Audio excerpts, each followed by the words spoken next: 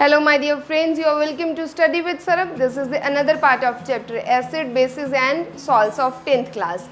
तो इस वीडियो में हम बात करेंगे प्रॉपर्टीज़ ऑफ एसिड्स की। एसिड्स की सबसे पहली प्रॉपर्टी जो रहती है वो है इनका टेस्ट। ये टेस्ट में सोर होते हैं, सोर मतलब खट्टे होते हैं, इनका टेस्ट खट्टा होता है, जैसे कि लेमन है, टमाटर है, ये सबका टेस्ट खट्टा है। Acids turn blue litmus red. पिछली वीडियो में मैंने एक शॉर्ट फॉर्म दी थी ABR की, ABR, asset turn blue litmus red. And third is acid solutions conduct electricity, क्योंकि जब एसिड्स के एक्वा सॉल्यूशन बनते हैं तो वो आयंस में ब्रेकअप होते हैं, तो जब आयंस बनते हैं तो इलेक्ट्रिसिटी कंडक्ट करवाई जाती है। तो एक्वा सॉल्यूशन, जितने भी एसिड के सॉल्यूशंस बनेंगे वो इलेक्ट्रिसिटी कंडक्ट करवाएंगे। Another is acids react with metals to form hydrogen or gas. Acids react with metals to form hydrogen gas. जितने भी हमारे एसिड्स होते हैं उनमें हाइड्रोजन प्रेजेंट होती है, और अगर हाइड्रोजन प्रेजेंट है तो जब वो मेटल के साथ रिएक्ट करते हैं वो उसको हाइड्रोजन को as a hydrogen gas liberate करते हैं।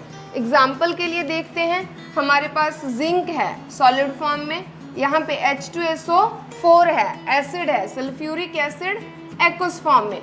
तो जब जिंक रिप्लेस करेगा हाइड्रोजन को, जिंक सल्फेट बनाएगा और hydrogen as a hydrogen gas liberate हो जाएगी। तो जब भी एसिड रिएक्ट करेगा एक मेटल के साथ एसिड रिएक्ट करेगा तो हमेशा हाइड्रोजन गैस लिबरेट होगी। अगला है acids react with metal carbonates to form carbon dioxide. जितने भी कार्बोनेट्स होते हैं, CO3 वाली चीज़ें होती हैं जिनमें आगे M मेटल लगा होएगा, CO3। तो जितने भी कार्बोनेट्स हैं, जब इनके साथ एसिड रिएक्ट करता है कार्बोनेट से कार्बन डाइऑक्साइड एग्जैक्टली लिबरेट होगी। Example, sodium carbonate plus HCl। Sodium carbonate is solid, HCl is aqua solution of acid. तो ये रिएक्ट करेगा, हमारे पास सोडियम क्लोराइड बनेगा और साथ में कार्बन डाइऑक्साइड बनेगी एंड वाटर बनेगा। तो कार्बन डाइऑक्साइड हमेशा बनेगी जब कार्बोनेट्स रिएक्ट करेंगे एसिड के साथ। अभी मैंने कहा कि एसिड्स कार्बोनेट्स के साथ रिएक्ट करते हैं, ये कार्बोनेट के साथ साथ हाइड्रोजन कार्बोनेट के साथ भी रिएक्ट करते हैं, और उसके लिए एग्जाम्पल देखते हैं।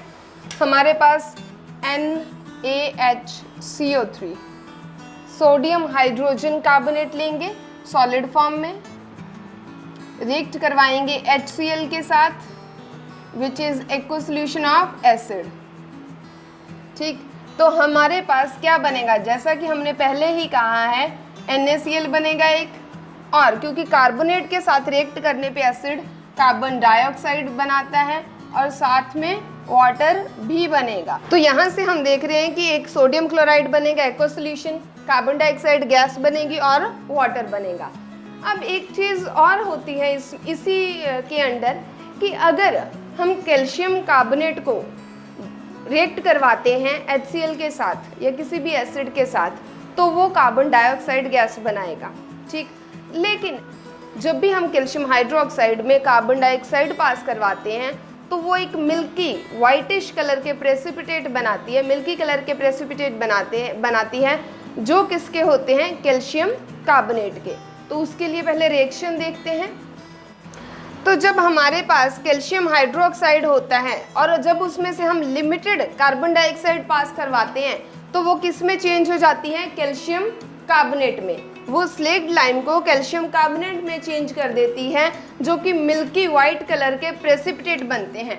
ठीक, और अगर हम उस कार्बन डाइऑक्साइड की मात्रा बढ़ा दें, काफ़ी ज़्यादा कार्बन डाइऑक्साइड पास करवा दें तो पहले जो हमारे पास कैल्शियम कार्बोनेट बना था, थोड़ी सप्लाई हमने करी, कैल्शियम कार्बोनेट बन गया, लेकिन जब एक्सेस कार्बन डाइऑक्साइड आई तो वो कैल्शियम कार्बोनेट जो है कार्बन डाइऑक्साइड और वाटर के साथ रिएक्ट करके क्या बना देगा, कैल्शियम हाइड्रोजन कार्बोनेट, जो कि सॉल्युबल होता है और ये बिल्कुल क्लियर सॉल्यूशन बनाएगा। और इस टाइम पे अगर एक्सेस कार्बन डाइऑक्साइड पास होती है तो जो प्रेसिपिटेट बने थे वो डिसअपियर हो जाएंगे।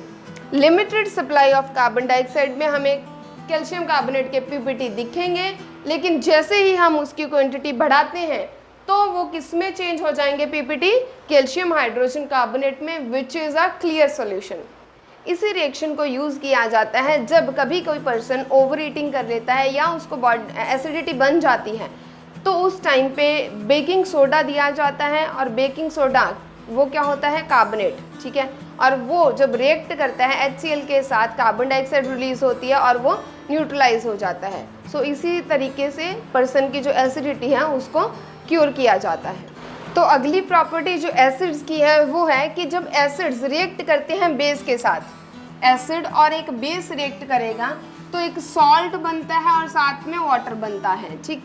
तो हमने एग्जाम्पल के तौर पे लिया NaOH, सोडियम हाइड्रोक्साइड बेस है, और हमने एसिड लिया HCl का, HCl लिया, दोनों को रिएक्ट करवाया, सोडियम और क्लोरीन कंबाइन करेंगे NaCl बनाएंगे, प्लस वाटर बनेगा। तो ये हमारे पास हुआ सॉल्ट और प्लस वाटर। सेवंथ है acids react with metal oxide to form salt and water. Again अगर एसिड्स मेटल ऑक्साइड के साथ रिएक्ट करेंगे तब भी वो एक सॉल्ट बनाएंगे और वाटर बनाएंगे। उसके लिए एग्जांपल देखते हैं। कॉपर ऑक्साइड हमारा मेटल ऑक्साइड है, साथ में हमने लिया एसिड, कंबाइन किया कॉपर और क्लोरीन ने और क्यूप्रिक क्लोराइड बनाया विच इज़ अ सॉल्ट, और साथ में क्या बना हमारे पास, वाटर। इसकी जो अगली प्रॉपर्टी है, 8th प्रॉपर्टी, वो है कि जो हमारे एसिड्स होते हैं वो नेचर में कॉरोसिव होते हैं। कॉरोसिव मतलब वो बर्न करते हैं, ग्रेजुअली मटेरियल को ईट अप कर देते हैं। जैसे कि अगर कोई एसिड किसी कपड़े पे पड़ जाए तो वो जल जाता है, हमारी स्किन पे पड़ जाए तो वो जल जाती है। तो एसिड्स जो हैं उनके पास कॉरोसिव नेचर होता है। ये सारे एसिड्स के लिए ट्रू नहीं है, ये सिर्फ मिनरल एसिड्स के लिए ट्रू है। जितने भी मिनरल एसिड्स हैं वो स्वेयर बर्न्स कर सकते हैं, वो डेंजरस होते हैं और वही कोरोड करते हैं मटेरियल्स को। और इसी वजह से कभी भी एसिड्स को आयरन कंटेनर्स में या स्टील कंटेनर्स में स्टोर नहीं किया जाता, क्योंकि वो उनको ग्रेजुअली ईट अप कर जाएंगे, वो उनको धीरे धीरे कोरोड कर देंगे और उनको ख़राब कर देंगे।